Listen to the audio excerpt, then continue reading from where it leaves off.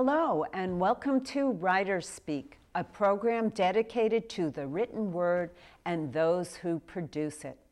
Today in the studio, I would like to introduce Bert Botta, the author of Fast Lane to Faith. Welcome to WriterSpeak, Bert. Thank you. It's good to be here. Thank you, Jeannie. I love the title of your book and the cover, and it really makes a big difference. They say you can't judge a book by its cover, but it really doesn't apply these days. It's true. I think it applies more to people, doesn't it? I'm not sure about that. Did somebody special design the cover for you? Yeah, an outfit actually self-published, and the publisher is Published Next up in Washington. They did a beautiful job. When I got the cover back from the designer, I was just blown away. It was very, very beautiful. Oh. So they say a good cover can sell a lousy book. So I was glad that it was a good cover, not that it's a lousy book. Well, I think that people will flip to the back and they'll look in the, they'll look at it a little more. It's not everything, but it makes a big difference. Big difference. I was very pleased. So, Bert, tell us what inspired you to write this book? Well, needing to tell my story was probably the most important thing. I had collected journals. I've got a stack of journals probably 6 feet high at home, and I would write in the cockpit sometimes at 35,000 feet on autopilot, looking out the window. I've heard of that happening. But my co-pilot was tending to the controls. So, and over the years, there were certain things that occurred in my life that I wanted to tell a story about. And for me, storytelling is a way of being connected. As a kid, I felt disconnected a lot. So to be able to tell stories and have people relate to my stories is, for me, a way of connecting back up in a way that I wasn't able to as a kid. Well, that is quite a story that you've written. I would really like to hear a passage from your book. I think it would give the audience an idea of what it was about. Okay, I'd like to read that. It's, I call it, it's a God thing. This is chapter 14 for those who are reading along. After 6 years of leadership and total social and spiritual immersion in the most important community of my life, I left the New Warrior community in 1998. The New Warrior community was a group of men in which I had been a certified leader, and it was basically mentoring men into adulthood, even men in their 40s and 50s. And it was a very important point in my life. And so as a leader in that community, it was my entire social network. So I left this group of men who I loved and who loved, trusted, and supported me. When someone asked me why I left, I usually answer because it was time. I got what I came for. I achieved what I wanted to achieve, leadership in an organization that provided me with growth, love, challenge, honesty, and support like I had never known before. The rapid advancement I achieved affirmed what I was never quite sure of in my life, that I excelled as a leader who brought purpose and meaning to my life and to the lives of thousands of other men. I was on my way to becoming extraordinary. But the real answer to why I left this group of men was that I didn't know how to bring the men under my leadership to God within the structure of the organization as it existed. It wasn't that the work didn't open men's eyes and hearts to a new awareness of their spiritual nature. It surely did that. But at age 58 at the time, I was feeling the stirrings of that experience in the Philippine jungle 17 years earlier, that injection of biblical energy that would eventually make itself known as a call to bring men to God. The problem was, I was unable to do that yet, since I hadn't found God in my own life. And I skip over a portion here where I leave St. Louis, where I finished up my career with TWA, and I moved to Taos, New Mexico, and started a new men's community there. So I'll take up right after leaving Taos, New Mexico. Lifestyles of the pilots who fly the rich and famous. My 4 years in Taos went quickly. And in 2000, it was clear that I couldn't continue to squander the meager retirement money I had taken away from my 26 years at TWA. I needed to go back to work. The only thing I could do to make a decent immediate income was to fly airplanes. Since I had been given travel privileges on TWA after my retirement, I used to commute frequently to St. Louis from Albuquerque to see friends and to reconnect with the New Warrior community there. On one flight, I was talking to the captain, an old flying buddy of mine. He told me that as soon as he retired from TWA on his 60th birthday, that was the then mandatory retirement age for airline pilots, he would then begin working at Executive Jet. Executive Jet is now called NetJets. It was and still is the world's most recognized and largest fractional jet ownership company. Fractional jet ownership company, basically you think of timeshare and corporate jets with people who are very wealthy buy a certain quarter share or half share in a corporate jet. The private jet industry was starting to grow rapidly from the late 90s up through the mid-2000s, and they needed qualified pilots to keep up with the demand. It was also becoming clear at that time that my mother was going to be unable to stay in her home and care for herself much longer. Commuting to any of Executive Jet's existing pilot bases from Taos, New Mexico would be next to impossible without the long drive alongside the Rio Grande River to Albuquerque. A plan was forming. I would move into my mother's home in San Francisco to care for her. If I got hired at Executive Jet, I would commute to San Francisco from whatever pilot base I got hired into. Excuse me. At the time, Executive Jet had only a few pilot bases. The pilot base that I was hired into was Las Vegas. In those pre-9/11 days, pilots were able to easily jump seat or hitch a ride in one of the empty cockpit seats on most any airline. I often jump seated on what was then National Airlines from San Francisco to Las Vegas. Some of my Executive Jet buddies, ex-TWA pilots who had been hired at Exec Jet, had rented a crash pad in Las Vegas. I contacted them, paid my rent, and my living arrangements while waiting for flight assignments were handled. A short time later, Executive Jet opened up more pilot bases, and one of them was in San Francisco. As I settled into my new career flying the rich and famous, something would soon take place that would change my life forever and bring me face to face with why I had been racing through life. Beginning with the hot rods of my youth, continuing on through my life as an airline pilot, through my trek in the mountains and the Himalayas, then sitting at the foot of the Guru and in the jungles of the Philippines and lying in the beds of so many women while I continued looking for love in all the wrong places, my seeking days would soon come to a screeching halt. What would be my raison d'etre, my reason for existence, if I no longer had the journey to fulfill me? What if I had arrived at the destination? It was a God thing. It was August of 2004. I had been working with a writing coach who had become a friend of mine. After one of our sessions, he said to me, "Bert, there's a man coming to town who I think you should meet." Doug, my coach, knew I had been a spiritual seeker for many years, so he felt comfortable recommending that I meet this man. I agreed, and when Rob came to town, I met with him for an hour or so. We talked about my life and my relationship with God. At the end of the meeting, he asked if he could pray for me. I flippantly said, "Sure, Rob, I can always use the help." So he laid his hands on me and began to pray. When he called on the name of Jesus Christ to heal your son Bert, I started to cry. I cried for maybe 5 minutes or so, and after I was through, we ended the meeting.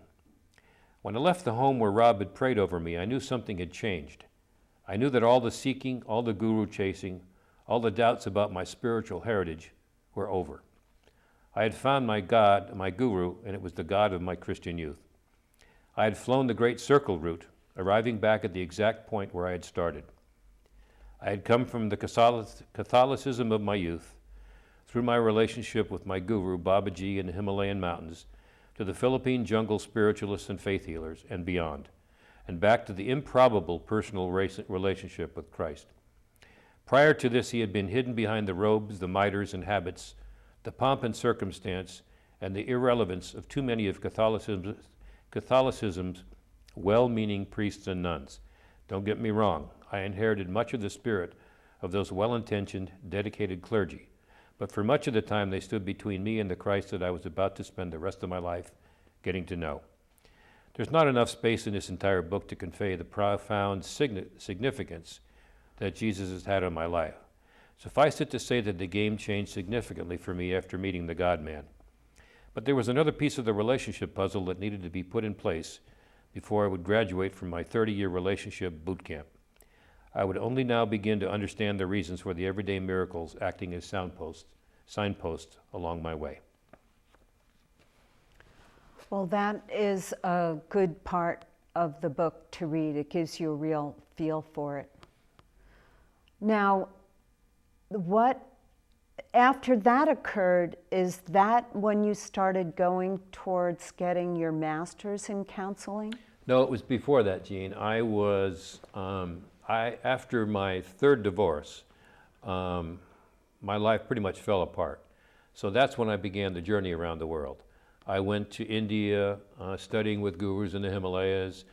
Then I came back after that, and then I started my master's degree in psychotherapy as a way to serve, as a way to give back. Because after my divorce, and I went through some pretty intense psychotherapy and soul searching, I realized that I had been a taker, and it was time to give back in life.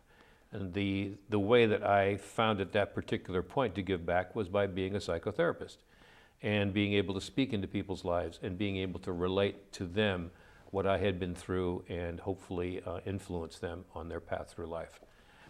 So after that, I went back to graduate school, and after my first year there, I then decided I needed more of the intuitive and less of the rational in my life. So I had discovered some people who were hands-on healers in San Rafael, California, who had been to the Philippines. And so they recommended I go there and study with a woman faith healer. Faith healers in the Philippines at that time were spiritualists, Christian-based, but they were also hands-on healers to the degree that people would come to them from around the world, and they would actually remove cancerous tumors, all kinds of healing modalities. And it was pretty miraculous because it wasn't rational. What I saw there in the Philippines, I couldn't understand from my left brain. I had to code it my right brain, which was the intuitive part, and just trust that God was working through these people. So there was another part in the book that I described earlier that I talked about at the Redwood Writers Group about the actual night in the jungle with the Philippine healers. That was a very fascinating piece. Yeah. I'd like to direct people to read about an actual healing that you got to experience. I could read a piece of that if you'd like, if we have time. Sure, why don't you just read a small piece? Sure, I'll read a small piece. Your life is pretty amazing, Bert. You have a lot of things going on. I wanted to make sure I'm able to tell everybody about that. Thank you, Jeannie. Yeah.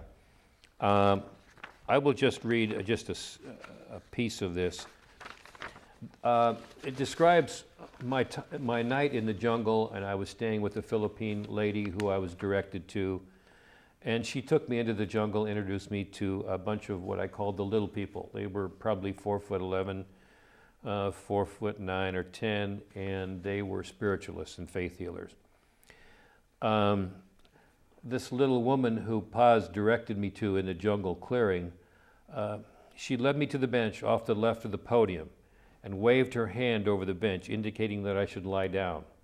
As I did, the remaining people gathered around the bench and began to chant softly in unintelligible spiritual tongues. That did nothing to quell my fears, even though I felt a gentleness and love in that jungle clearing among these people that I had never felt before. Paz, the woman who took me under her wing in the Philippines, took her place at one side of the bench, and the little old one stood on the other side. Paz held a large Bible in her hands. I looked over at the old lady and saw that someone had handed her the largest syringe I'd ever seen. The needle had to be about 8 inches long, and the body of the syringe was at least 18 inches. Fear swept over me as I began to sweat even more profusely in the steamy jungle air. I had to force myself to return to the feelings of love and compassion I felt from these people to dispel this fear. It welled up inside me and threatened to take me over. This slim thread of trust for these people was the only thing that kept me on the bench. The old woman continued to pray over me for what seemed like an hour. It felt like she was calling on God for me to receive what would be the beginning of a lifelong healing process that I had postponed for 41 years. and had come halfway around the world seeking. After the preliminary prayers, she had Paz open the Bible wide. Paz mashed the pages flat, and the old one placed the needle into the Bible and began to suck energy from the open pages until she had the syringe fully extended and apparently full of Bible energy. Then she placed the needle up against my left arm and simulated injecting the energy into my outstretched arm. I felt a rush of something flow into my body as she pushed the plunger of the syringe deep into the barrel. I felt like I was rising up off the bench as she continued to inject the energy into me. Then she did the same thing with my right arm, and I felt myself rise up again. During this whole process, the little people circling around us were chanting and praying softly. Now the chanting comforted me and eased my fears. I sank back onto the bench and relaxed. After the ceremony, 2 of the little people in the healing group gently helped me off the bench and stood me up. They laughed softly as I wobbled, trying to get my balance. I began to weep as I thought, why me, God? Why are they spending so much time and love tending to me? That was the same feeling I had when I left India. Why me? I was simply not used to receiving this kind of loving service without feeling like I had to earn or return the favor. The sunlight was just beginning to filter through the dense jungle canopy in 100 hazy shafts as we walked back to the car for the ride home. The following morning, I was up with the chickens after a sleepless night. Walked down to breakfast, and Paz had my eggs, toast, and tang ready for me.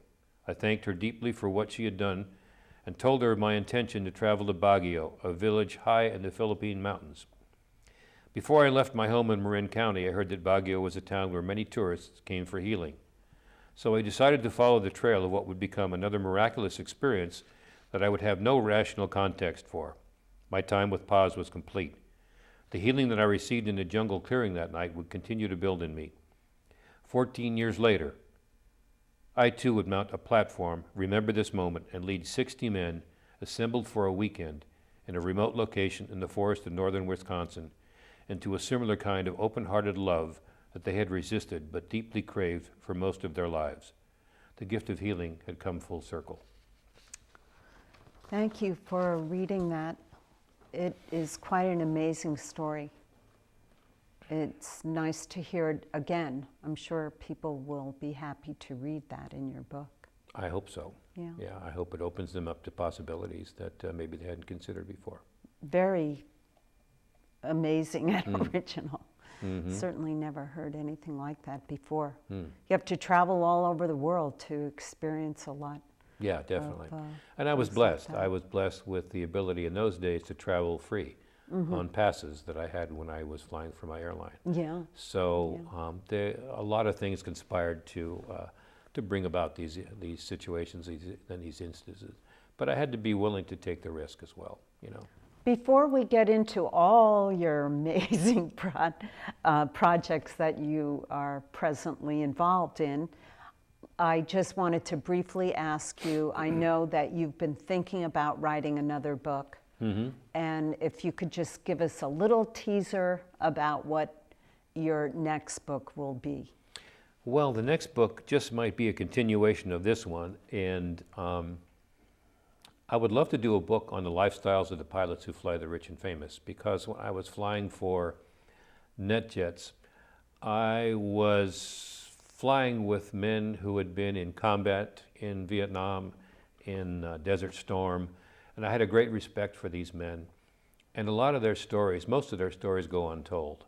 And there were a lot of really funny situations that occurred because in some cases, you know, the wealthy can be demanding, and there were a lot of stories that came up around the demands of the wealthy on the pilots, and stories that took place in a private jet that you wouldn't ordinarily see in the back of a airliner. So it might be, the next book might be that, and it also might be something to do with the business that I'm involved in, which is private labeling products on Amazon.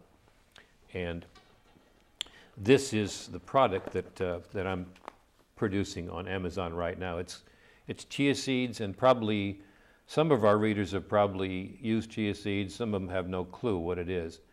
Dr. Oz talked about it on one of his TV shows recently. What it is, it's an ancient seed that the Mayan and Aztec people used as a staple for their diet. And it gave them strength and endurance. As a matter of fact, there's a tribe of Indians in northern Mexico now called the Tarahumara who run 100 miles at a shot. And they do so just on chia seeds and water, if you can believe that. And the chia seed is a pretty miraculous seed. It grows to about 9 times its size, and so when you put it in liquid, it expands into a gel. And it has become a appetite suppressant for people who want to lose weight. And it's just loaded with all kinds of good vitamins and minerals. It's got more omega-3 than salmon. It's got more calcium than milk. It's got a lot of really, really good traits to it.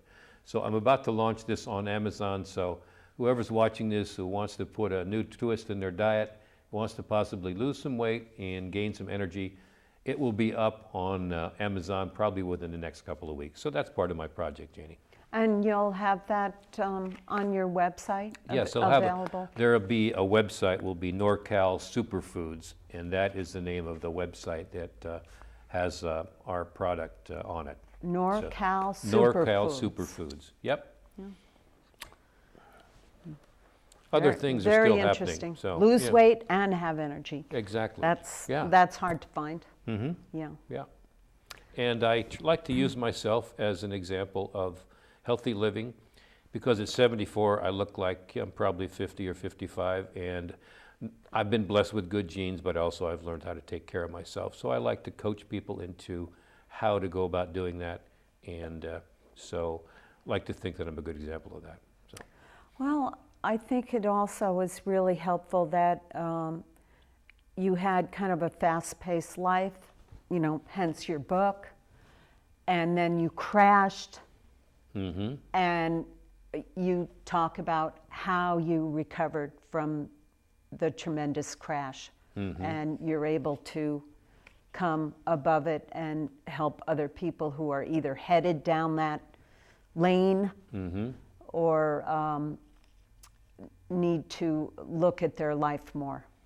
My nickname should be Phoenix. Oh, mm-hmm. Yeah. Rising from the ashes. Rising, yes. So in your website, which is called fastlane.com, isn't that correct? Fast Lane to Faith. Fast Lane to Faith, mm-hmm. Yes. Yep. You talk about a group that you helped form called Living from the Heart. Mm-hmm. Exactly. You want me to say a little bit about that? It presently exists? Oh, yeah. Yeah, it exists because the work that I was doing with men, I left the leadership of the New Warrior Training Adventure in 1998 because while it opened men's hearts and opened up to a spiritual part of themselves, I wasn't able to lead them anything past that, so I had to leave that training. So I sat on the sidelines for a number of years, and as a result I started looking around for something that would combine a spiritual component with the power of the New Warrior Training, which was basically an adult men's rite of passage or initiation into manhood.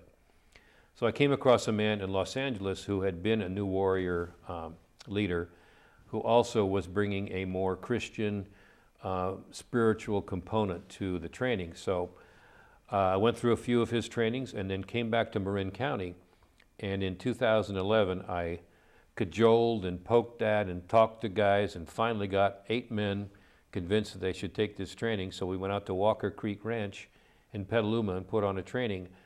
And that was the beginning of our weekly group where 10 to 12 of us now meet and work with each other, speak into each other's lives, comfort each other, challenge each other.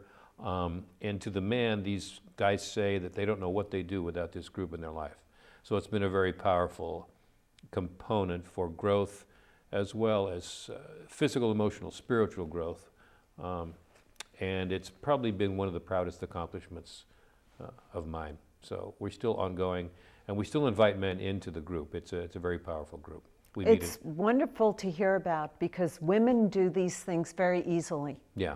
Women's groups. Yeah. But men, there's a lot of men who don't really even have a best friend. They just have a wife. Mm-hmm. They wouldn't think of being with a group of men unless they were going to talk about sports or food. Exactly, yeah, yeah. So it's, or women. Yes, Yeah, there's yeah. that too. But it's very admirable to hear that it's such a men's group like that exists. Yeah, and it's a real stretch for men to reach out and recognize that they do live an isolated life, and they do need other men in their lives. And that's what it is. It's a big trust. They do, Yeah. more than women. Yeah, they do, because men tend to isolate, to go into their caves, whereas women tend to interact with each other much easier and work through their issues, if you will, that way. But men don't have that. And I like to think that men die of heart attacks because their hearts attack them in many cases, because they're not able to express the emotions that are trapped inside of them. Well And put. So it's, Their the heart heart's not just a attacks physical them. emotion. I like that. But it's an emotional as well as a spiritual seat of our emotions. So anyway, it's good work, and I Now, invite all men into the how group. does the living from the heart relate to your coaching system called No? It doesn't really. I don't coach the men in there. When I do coaching, So No is separate. that's a yeah, K-N-O-W. that's a it's an acronym that I've used for my coaching practice. Essentially, I'd like to call it something, but in essence, really it is a coaching relationship with someone else is basically a relationship of trust, and it's amazing to understand how that relationships develop. The relationship develops because as a trained psychotherapist, I sometimes have to put on that hat as well as my coaching hat to when a certain issue comes up that blocks a person from moving forward. Know just means to know your story, K-N-O-W, K, knowledge, need, ownership, and wisdom. The 4 points. 4 points of the coaching practice is know your story, and the apparently simple act of inquiring into your life really reveals who you were meant to be and who you are going to become. The N is for need. You need to want to change the parts of your story that no longer serve you. Ownership is taking ownership, who you become, how you got to where you are now, and where you're going with your life. And to take ownership of your life basically means to be responsible for whatever occurred in your life to have you in this position right now. So it's about accountability for your life and not blaming anybody else. That's a big piece of it. And wisdom is a result of delving into your life through these first 3 steps, and the wisdom then emanates from that process. So that's a little bit about the process. Now, on your website, a person can go and sign up for this program. Is that correct? For the coaching work. Yeah, I love coaching. I've got a few clients now that I'm working with. I've been working with for the last few years, and the coaching for me is a way of sharing a person's story. In this case, I've got men that I'm working with, sharing a man's story and being able to not just share in their story, but work with them through the results that I see coming as a result of our relationship, working together. So it's a win-win situation for me as well as my clients. That's really wonderful. Well, I would like to let the audience know where they can buy your inspiring book. You can go on Amazon, Fast Lane to Faith on Amazon. It's there. It's available both in paperback as well as ebook format. I think the paperback is $12.95 and the ebook is $3.99, if I'm not mistaken.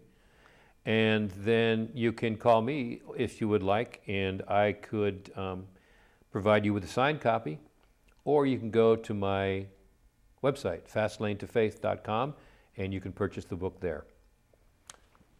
Thank you very much for joining us on WriterSpeak, Bert. It was a pleasure to have you, and congratulations on your wonderful book. Thank you, Jeannie, for facilitating this. I appreciate it. WriterSpeak is produced by the Community Media Center of the North Bay. We would like to thank our sponsor, the Sonoma County Gazette. Please join us next time for a chat with another talented writer.